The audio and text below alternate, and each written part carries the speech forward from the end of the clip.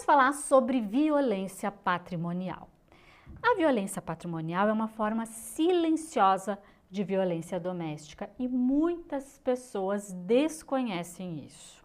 A violência patrimonial, ela é muito menos discutida do que outras formas de violência, mas ela é bastante danosa à vítima, tanto com relação à questão física como a psicológica. E por quê? É uma prática destrutiva que afeta profundamente a vítima, principalmente dentro das relações familiares e afetivas. Trata-se de uma violência que envolve destruição de bens materiais e financeiros com o objetivo de limitar a independência da vítima e mantê-la sob controle. A violência patrimonial, ela ocorre geralmente em relações conjugais, mas também pode se manifestar em outros tipos de relações familiares. Mas afinal, o que é a violência patrimonial? A violência patrimonial, ela é definida como qualquer ação ou omissão que cause prejuízo ao patrimônio de alguém. Nesse caso, nesse contexto, a uma mulher. Isso inclui a retenção, destruição ou apropriação indébita de bens e documentos, instrumentos de trabalho ou recursos financeiros da vítima. E isso ocorre justamente para manter a vítima mais vulnerável e sob controle. No Brasil, a Lei Maria da Penha reconhece a violência patrimonial como uma forma de violência doméstica contra a mulher, demonstrando que a agressão vai além do físico e emocional, atinge também a esfera patrimonial da vítima. Dentre os exemplos de violência patrimonial, nós podemos citar a destruição de objetos pessoais da vítima, como por exemplo, documentos, roupas, enfim, algo que limite a vítima, controle ou proibição de uso de recursos financeiros, ou seja, tirar o cartão do banco da vítima, bloquear o cartão de uma conta conjunta, tirar a vítima de uma conta conjunta que a família movimenta, enfim, tolhi-la do direito de usar os recursos financeiros que lhe pertencem ou que também lhe pertencem. Retenção de documentos como carteira de identidade, CPF, cartões bancários, apropriação de bens ou valores da vítima sem sua autorização, de modo que ela não tenha autonomia financeira e, nesse caso, o agressor passa a ter um controle maior sobre ela, proibição de trabalhar ou administrar seus próprios bens e assumir dívidas no nome da vítima sem o seu consentimento.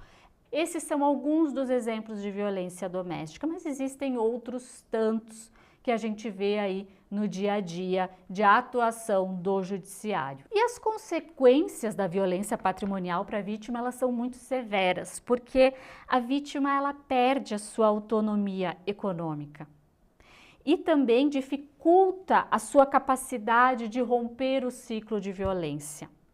A violência patrimonial ela é utilizada como instrumento pelo agressor para manter o controle sobre a vítima. Aquela mulher que não tem dinheiro, que não tem como se manter, que precisa do suporte do marido, ela fica totalmente limitada frente aos atos de violência patrimonial. Isso faz com que ela desista de se separar, desista de buscar os seus direitos, desista de denunciar, enfim, ela fica realmente de mãos amarradas. Por isso, esse tipo de violência deve sim ser denunciado e cuidado com bons olhos pelos órgãos de defesa da mulher e também pela justiça. Além disso, a destruição de bens materiais ou a apropriação de recursos financeiros da vítima atinge o psicológico dela, deixando ela ainda mais vulnerável e refém daquela relação abusiva. E isso pode reforçar o sentimento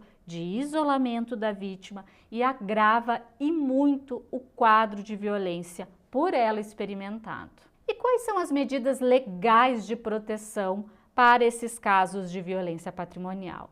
Então, nós temos a Lei Maria da Penha, que estabelece que nesses casos de violência patrimonial, o agressor pode ser penalizado e a vítima pode sim ter acesso às medidas de proteção, como afastamento do agressor do lar conjugal, afastamento do agressor da vítima e dos seus familiares e restituição dos bens apropriados, bem como reparação de eventuais danos causados.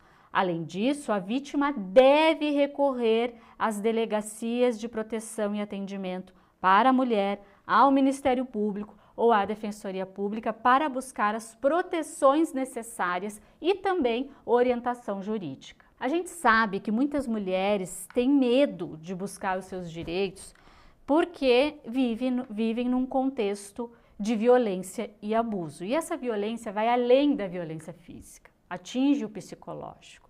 Então, muitas vítimas acabam se isolando e ficando por muitos anos reféns daquela realidade. Por isso é importante a conscientização. Uma mulher, ou até mesmo um homem vítima de violência, deve denunciar e deve buscar os seus direitos. Eu tenho um caso de uma cliente que ela é dependente econômica do companheiro. Eles vivem juntos há mais de 20 anos e ela não trabalha, nesse período nunca trabalhou fora, mas ela exerce a sua função enquanto dona do lar. Ela cozinha, ela lava, ela cuida do filho como um deles, leva para a escola, busca da escola, leva em curso, busca de curso, enfim, ela que dá todo esse suporte familiar. E quando ela sinalizou que queria separar, e ela só quis se separar porque ela já vinha sendo vítima de violência doméstica.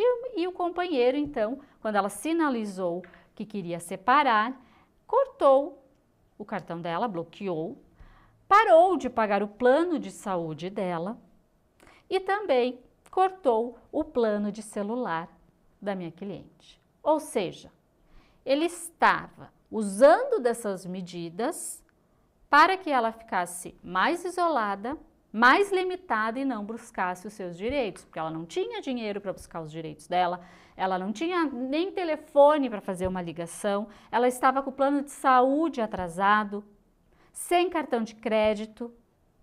Vocês percebem como a vítima da violência doméstica fica de mãos atadas? E ela me procurou e, diante disso, ingressamos com uma ação, ainda com ele residindo dentro do lar conjugal, e pedimos a fixação de pensão alimentícia para o filho e para ela. E o juízo deferiu nosso pedido. Hoje, ela tem a renda advinda da pensão, que é a renda dela também, porque aquele marido, aquele companheiro só está onde está porque ela estava dando suporte, cuidando do lar, e ela está conseguindo superar e recuperar sua independência. Por isso é muito importante, ainda que de forma limitada, buscar meios para que a justiça intervenha em casos de abusos, em casos de violência patrimonial e proporcione para a vítima uma solução para sair desse ciclo de abuso. Já os homens vítimas de violência patrimonial, porque violência não tem gênero, acontece tanto para os homens como para as mulheres, eles também devem recorrer à justiça e eles vão poder se valer das medidas cautelares previstas no Código Penal, na medida em que a Lei Maria da Penha é específica para mulheres vítimas de violência doméstica. Alguns juízes até aplicam por analogia a Lei Maria da Penha para os casos em que homens são vítimas de violência, mas isso é minoria, é exceção. Portanto, os homens devem sim buscar a justiça em casos de violência patrimonial, violência doméstica, mas eles terão que seguir o rito previsto no nosso Código Penal e não na Lei Maria da Penha. Então, pessoal, a violência patrimonial é sim uma violência doméstica, ela é grave, ela viola direitos fundamentais da vítima e representa uma barreira muito significativa para a emancipação de muitas vítimas. Diante disso, é importante buscar os direitos, é importante buscar apoio e ajuda para conseguir sair desse ciclo de abuso e recuperar a independência financeira da vítima. Ainda sobre violência doméstica, eu vou deixar um link aqui de um vídeo na qual eu falo da aplicação da Lei Maria da Penha para os casos em que homens são vítimas de violência doméstica. Assistam lá.